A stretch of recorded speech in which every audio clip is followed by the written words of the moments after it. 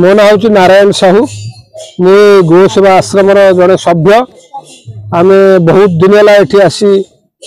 आम बाबा जो रमेश दास थे तत्वाधान में ये गो माँ सारला गो सेवा आश्रम जो ओडिशा सरकार स्वीकृति प्राप्त आश्रम सेठारे गोमाता सेवा करुचु घरे मध्य गोमाता सेवा करुचु आज थिला आमर जो केशव बाबा तिरोधन दिवस एवं से दिवस को आम अनंत कलिकी मठरे महा आडंबर पालित करुचु सारा ओडिशा विभिन्न प्रांतर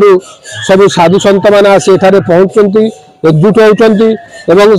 गोटे कथार अच्छी तुम लक्ष तीर्थ दर्शन कर किंतु साधु सत मानकर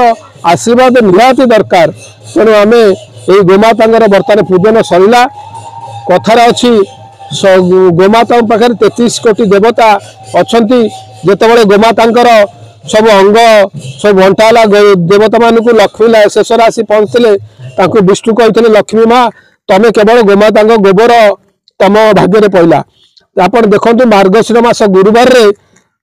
से जेकोसी पवित्र कार्य हम गोमाता गोबर ही सबकिछि पवित्र कार्य आरंभ होची तेणु आम आज प्रथम गोमाता पूजा कलु तापर आम बर्तमान जीव साधु सत मान पूजा हम आमर जे मेन एठिकार जे प्रतिष्ठाता केशव बाबा स्थल की जाई सेठारे प्रणाम करी आशीर्वाद नहीं आम सबू कार्यक्रम आरंभ करूँ माँ मैंने आसी पहुँचती। जय जगन्नाथ जय गोमाता मो होची श्री श्री अनंत कलिग्राम आश्रम महंत महाराज मो ना होची रमेश चंद्र दास।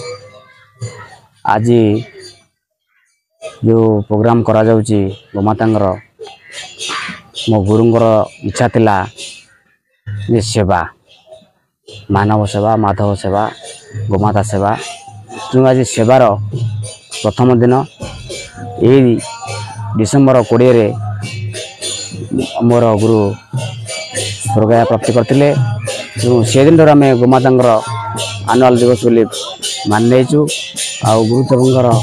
साधवास मान ये संस्था चलने 2016 मसीह बर्तमान स्टैंडिंग बासुआ बल्द आ गोमाता मिसिकी 150 अच्छा आज रही गोमाता पूजा गुरुदेव पूजा आ संत पूजन आ जगन्नाथ पूजन ये सब कार्य रहे।